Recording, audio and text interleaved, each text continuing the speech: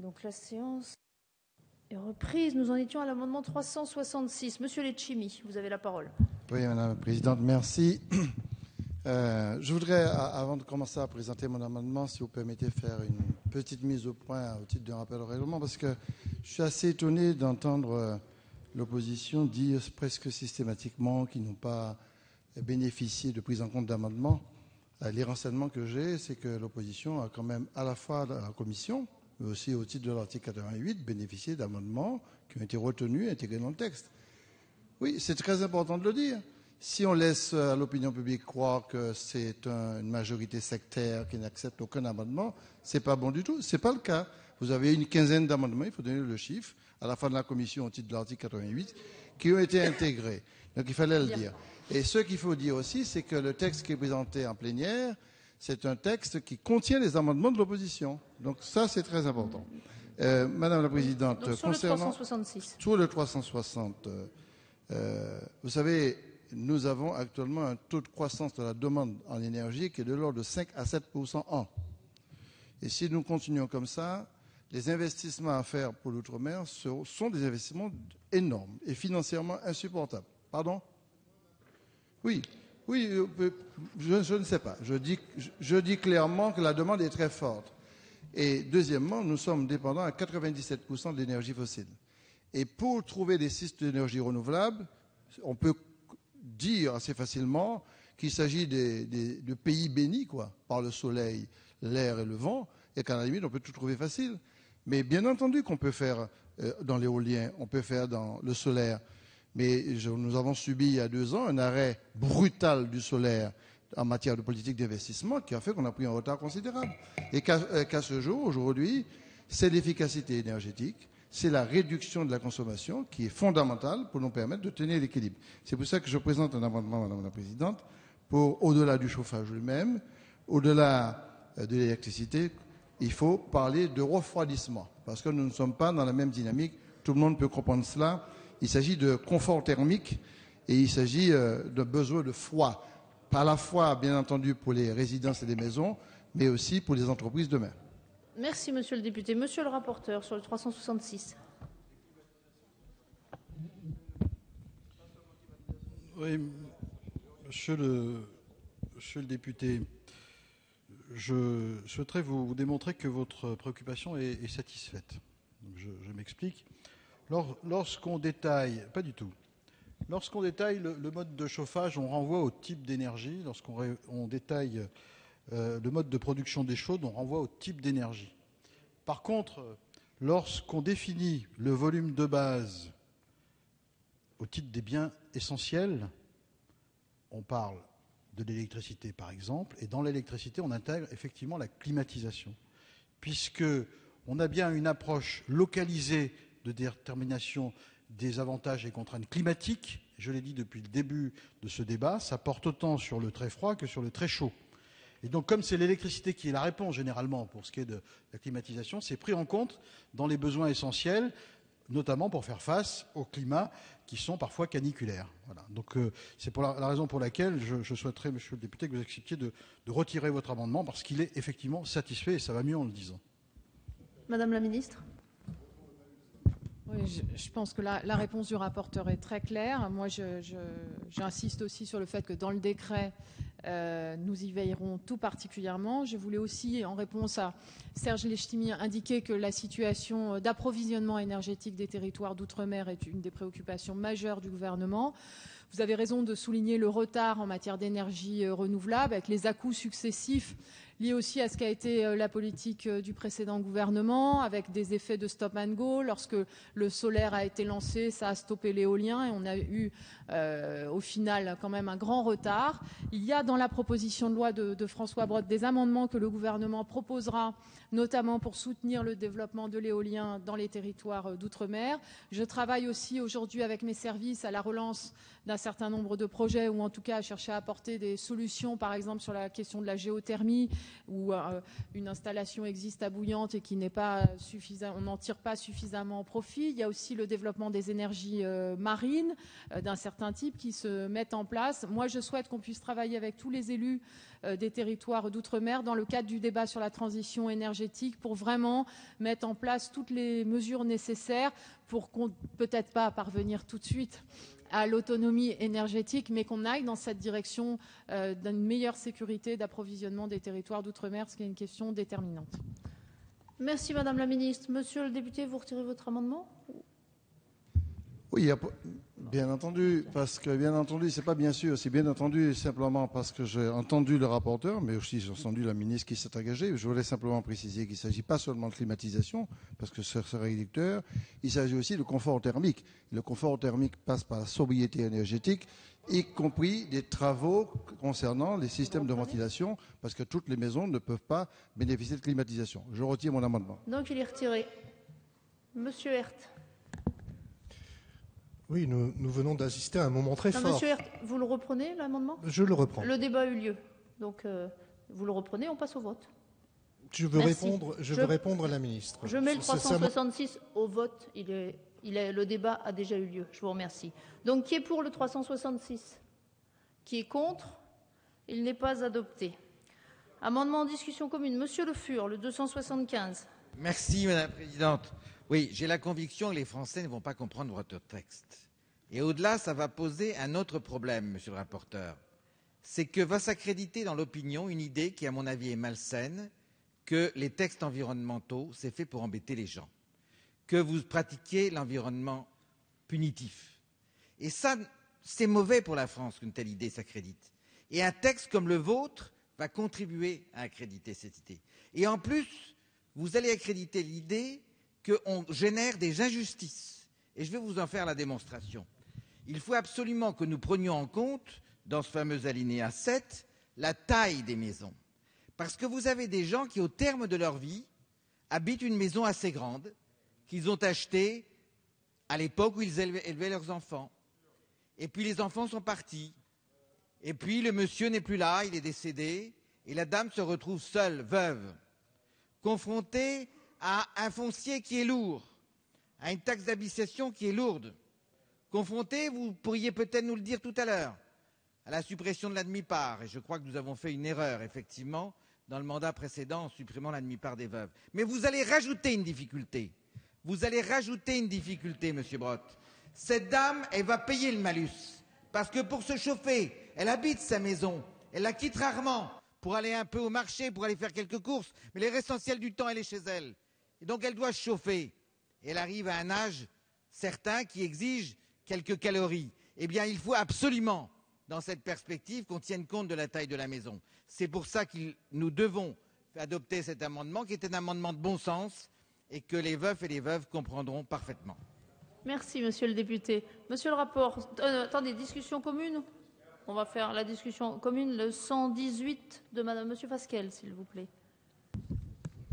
Oui, c'est un amendement que nous avons déposé avec Madame de la Raudière et qui va dans le même sens que celui déposé par notre collègue Marc Le Fur. Et c'est pour éviter une fois de plus une injustice, puisque vous ne prenez pas en compte la surface du logement pour calculer l'énergie dont chacun est censé avoir besoin, les besoins essentiels. On en a parlé un peu plus tôt. Mais comment définir les besoins essentiels quand on va traiter de la même façon un logement de 50 mètres carrés, de 60 mètres carrés, de 150 mètres carrés? C'est absurde. Donc définissez, faites un rapport entre la quantité d'énergie et le nombre de mètres carrés, et là vous aurez un système qui sera juste. Donc une fois de plus, c'est un amendement qui va dans le bon sens, ce n'est pas un amendement pour vous embêter, c'est un amendement uniquement pour prendre en compte des situations concrètes comme celle exposée par notre collègue Marc Le Fur. C'est un amendement de bon sens, un amendement qui devrait vous satisfaire. Donc on a un amendement depuis 16 heures. On espère qu'à 1h35, on aura la chance de voir enfin un deuxième amendement, voire recevoir un avis favorable de la part du rapporteur. Merci, monsieur le député. Le 378 n'est pas défendu. Monsieur le rapporteur, sur les deux amendements, 275-118. Oui, ce qui est punitif, monsieur le député Le Fur, c'est l'accroissement incessant des prix du gaz ou des prix de l'électricité. Ce qui est punitif, c'est que, par exemple, le gouvernement que vous avez soutenu avait mis sous le tapis les augmentations du gaz pour qu'ensuite on se dépatouille comme on peut avec des décisions de justice qui imposent une augmentation. Il ne faut pas cacher la vérité aux gens. Aujourd'hui, nous sommes dans une situation extravagante en matière de consommation d'énergie qui nous coûte de plus en plus cher. Il faut inverser la tendance, y compris pour cette dame que vous connaissez bien. Il faut que nous ayons une impulsion forte pour diminuer globalement la consommation, parce que c'est comme cela que nous réduirons la facture énergétique et du pays et de l'ensemble de la population. Il faut l'expliquer à cette dame que nous avons tous intérêt à agir dans l'économie d'énergie, parce que c'est comme ça que demain, les coûts seront inférieurs à aujourd'hui et qu'on ne mettra pas sous le tapis des augmentations comme ça a pu être fait. Et je pense que cette dame, quel que soit son âge, elle est tout à fait en capacité de comprendre cela. Alors bien sûr qu'il y a des ménages qui vivent à 5 dans 40 mètres carrés et il y a des gens seuls qui vivent seuls dans 150 ou 200 mètres carrés. C'est le fait de l'histoire et de ce point de vue-là, vous avez raison, ce cas existe. Je crois savoir que sans attendre la mise en place d'un signal bonus-malus, et je rappelle qu'on parle de quelques dizaines d'euros, la facture par an, la facture qui augmente, c'est tout à fait autre chose. Je crois savoir que cette dame que vous connaissez bien, que je n'ai pas encore l'honneur de connaître, mais j'en connais quelques autres, elle ne chauffe pas à la même température l'intégralité de sa maison. D'abord parce qu'elle ne vit pas la journée dans toutes les pièces. Vous le savez, vous la connaissez, et je suis sûr qu'elle vous l'a expliqué. Par ailleurs, et donc ça ne changera pas, elle continuera à chauffer l'endroit où elle vit. C'est vrai que si elle devait rester assise dans son fauteuil dans toutes les pièces de la maison, ça va être compliqué et ça, on va le lui déconseiller. Si cette dame que vous connaissez mieux que moi est en dessous des minima sociaux, puisque vous aviez l'air de dire qu'elle était extrêmement pauvre, en grande difficulté, eh bien grâce à nous, elle sera dans les 4 200 000 ménages enfin éligibles aux tarifs sociaux, alors que jusqu'avant, elle était exclue, parce que son minima social n'était pas reconnu. Si elle n'est pas aux tarifs sociaux et qu'elle a un certain âge, vous aurez noté que le rapporteur a considéré qu'il fallait envisager le cas des personnes très âgées qui ont effectivement besoin de se chauffer un peu plus que d'autres. Et donc, tout ça pour dire que non seulement on a pris en compte votre préoccupation pour cette dame que vous connaissez bien, mais qu'en plus, le bon sens a déjà fait une forme de régulation dans son comportement à l'intérieur de ce domicile et que le bonus-malus de ce point de vue-là ne sera pas pénalisant pour elle. Merci Madame la Ministre sur ces deux amendements. Même avis. Je mets aux voix l'amendement 275 qui est pour, qui est contre. Il n'est pas adopté. 118, même vote. Il n'est pas adopté. Amendement identique. Monsieur Le Fur, 276, il est défendu? Merci Madame la Présidente. Oui, je crois également que nous devons tenir compte de l'année de la construction de la maison. Le patrimoine, il est divers. Dans nos secteurs ruraux en particulier, ce patrimoine, il comporte des maisons qui datent bien évidemment du siècle dernier, voire du XIXe siècle, et on ne traite pas ces maisons de la même façon. Nous avons d'ailleurs tout intérêt à ce que ce patrimoine continue à être habité. Il vaut mieux qu'on habite dans les centres comportant ce type de maisons plutôt que de construire des boîtes à chaussures autour de nos villages. Donc sachons conserver ce patrimoine et sachons aussi tenir compte des particularités thermiques de ce patrimoine. Il faut tenir compte des réalités, monsieur le rapporteur. Cette loi, elle portera votre nom et j'ai beaucoup d'estime pour vous et j'espère qu'elle ne sera pas trop mal ressentie, qu'elle ne sera pas un mauvais souvenir pour les Français. C'est pour cela qu'il faut que nous sachions au moins l'améliorer, ne serait-ce qu'à la marge. Tenez compte de l'âge du patrimoine, monsieur le rapporteur. Ça nous semble indispensable. Merci, monsieur le député. Monsieur Pancher, le 280, il est défendu. Monsieur le rapporteur, votre avis sur ces deux amendements identiques? Oui, monsieur Le Fur, je suis très sensible à la manière dont vous considérez ce texte et l'action que nous menons avec le groupe socialiste, mais en aucun cas, l'âge de la maison n'est une indication. En aucun cas, l'âge de la maison n'est une indication. L'indication, c'est effectivement le diagnostic de performance énergétique. On l'a dit tout à l'heure. On en a mesuré les écueils. Madame la ministre nous a indiqué qu'un travail significatif et conséquent allait être mis en œuvre.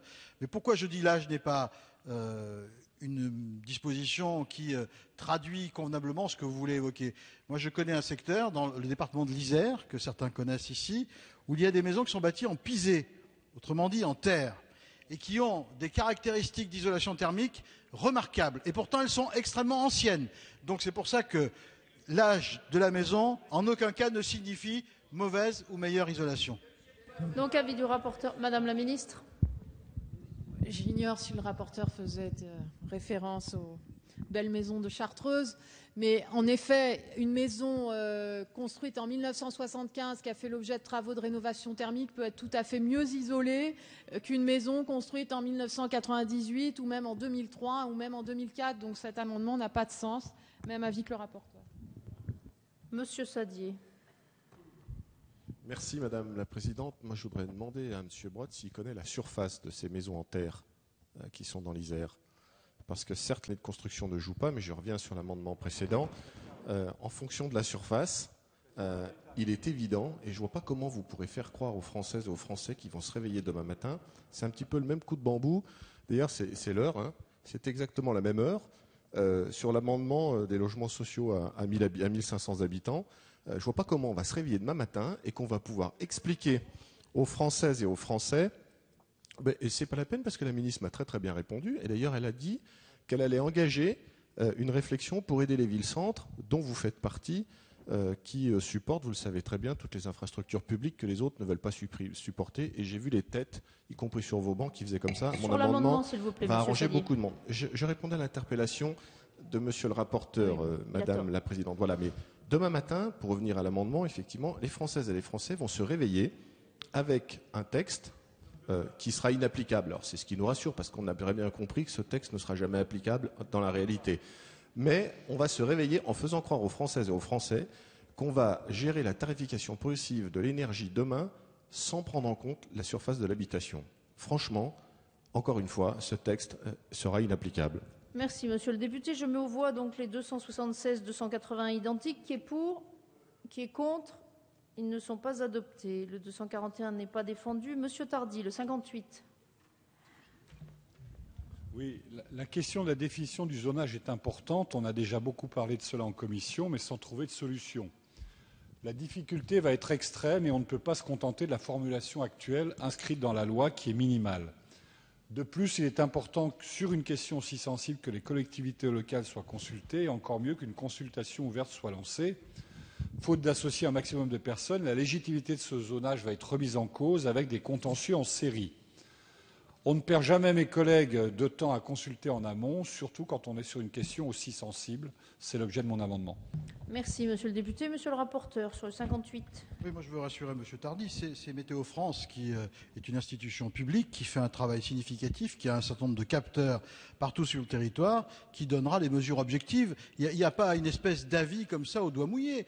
Voilà, nous avons les moyens aujourd'hui d'avoir une répartition sur le territoire qui nous donnera une meilleure définition que ça n'est le cas pour la RT 2012 qui est sur des grandes zones, On va se rapprocher de la localité beaucoup plus que ça n'était le cas jusqu'à présent.